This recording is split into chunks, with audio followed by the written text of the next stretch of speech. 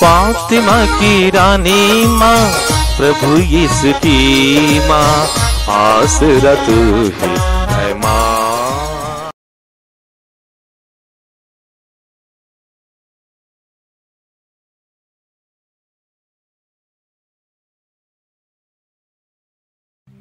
पहला पाठ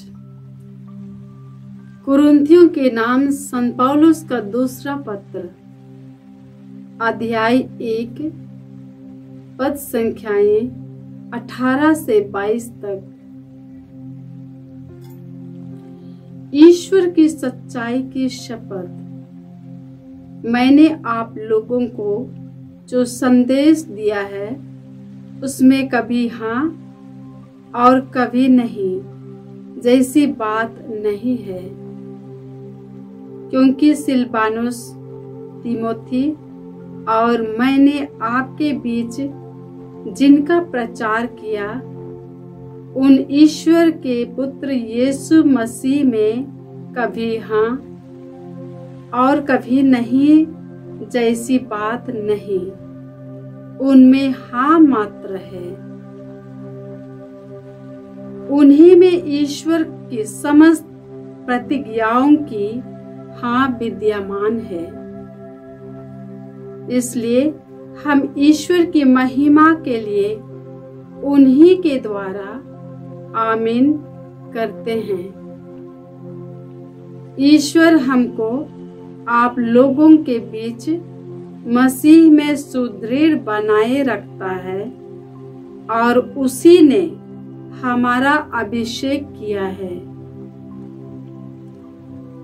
उसी ने हम पर अपनी मुहर लगाई और अग्रिम के रूप में हमारे हृदयों को पवित्र आत्मा प्रदान किया है। प्रभु की वाणी। ईश्वर को धन्यवाद। वचन अनुवाक्य।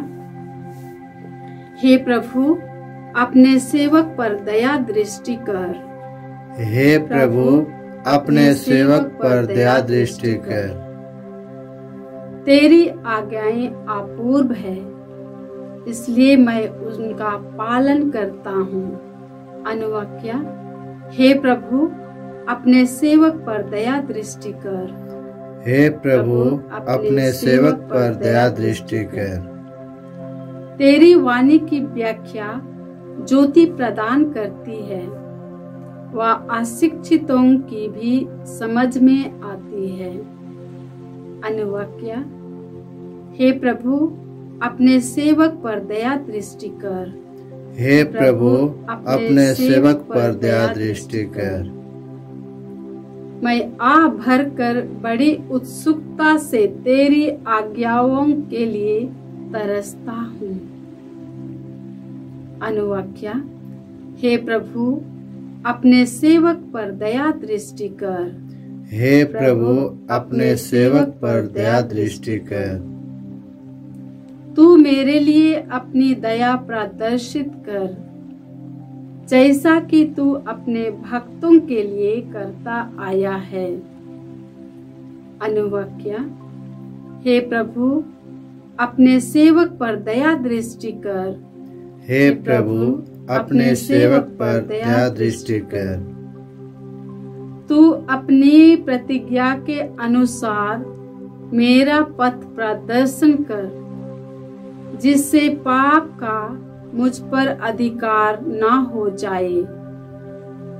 अनुवाक्य। हे प्रभु, अपने सेवक पर दया दृष्टि कर। हे प्रभु, अपने सेवक पर दया दृष्टि कर। अपने सेवक पर दया दृष्टि कर और मुझे अपनी सहायता सिखा। अनुवाक्य। हे प्रभु, अपने सेवक पर दया दृष्टि कर। हे प्रभु, अपने सेवक पर दया दृष्टि कर। जय घोष। हालेलुया।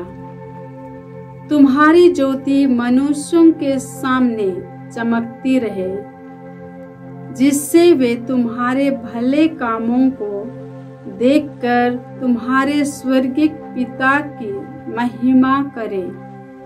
हालेलुया। प्रभु आप लोगों के साथ हो और आपकी आत्मा के साथ। संत मत्ती के अनुसार प्रभु यीशु ख्रिस्त का पवित्र सुसमाचार। हे प्रभु तेरी महिमा हो। अध्याय 5 पद संख्याएं 13 से 16।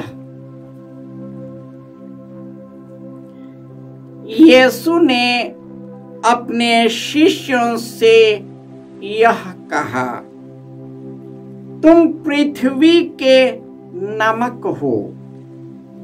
यदि नमक फीका पड़ जाए तो वह किससे नमकीन किया जाएगा?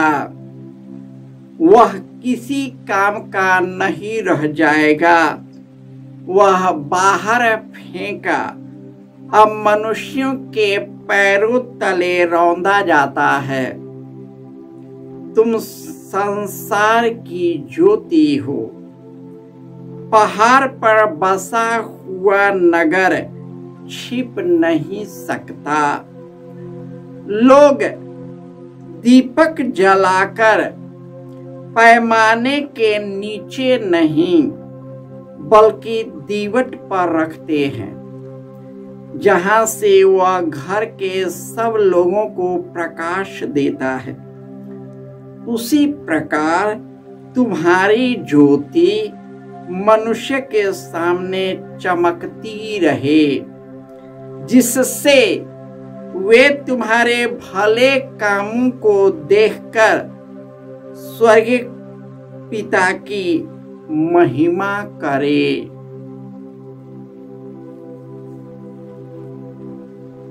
यह प्रभु का सुसमाचार है। हे क्रिस्त तेरी स्तुति हो।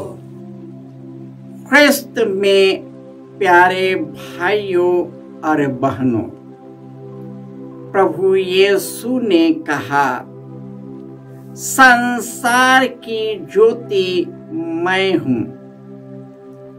जो मेरा अनुसरण करता है वह कभी अंधकार में भटकता नहीं रहेगा, उसे जीवन की ज्योति प्राप्त होगी।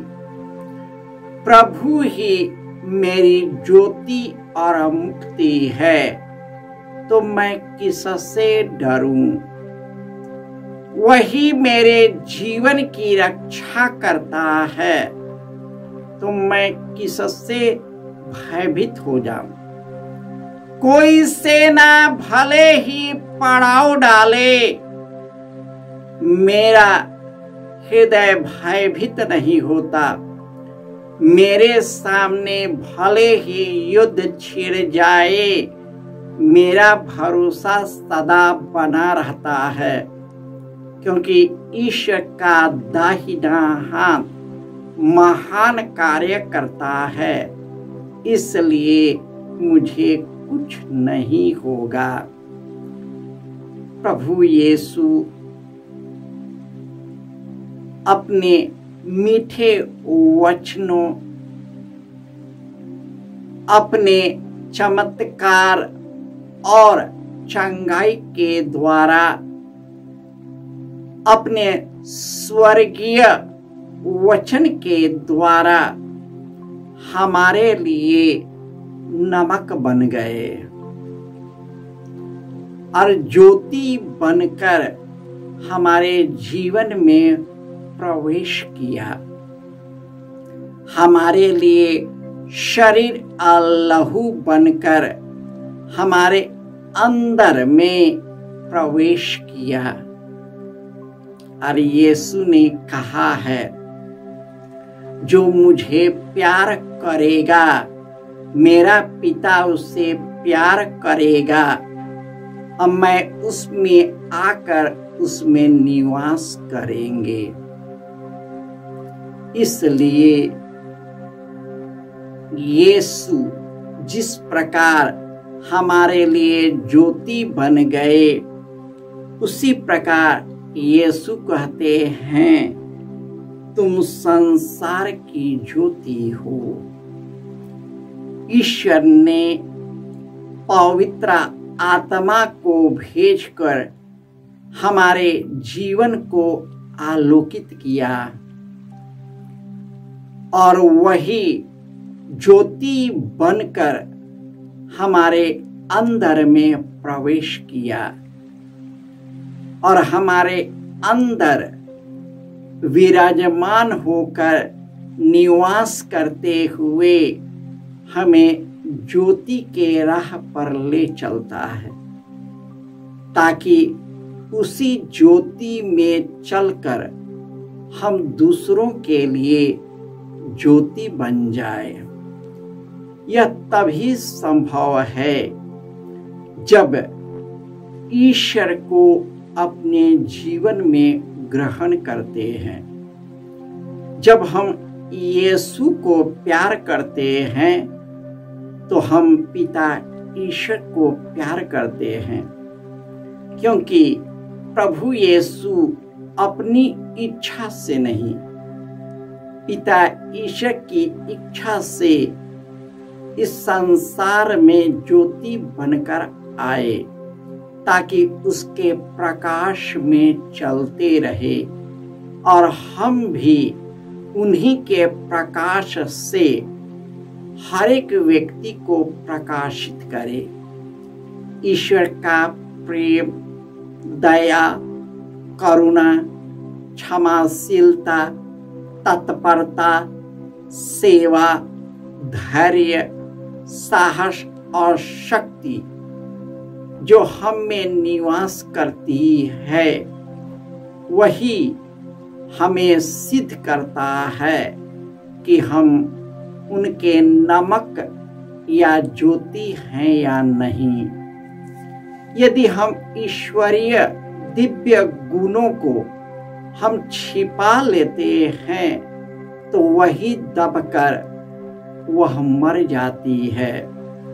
लेकिन जब हम एक दूसरे को सहर्ष ही उसे देते हैं तो वह भी हमारे जैसे ज्योति बन जाते हैं, जिससे वह हमारे ज्योति में चलकर पिता ईश्वर की महिमा कर सके।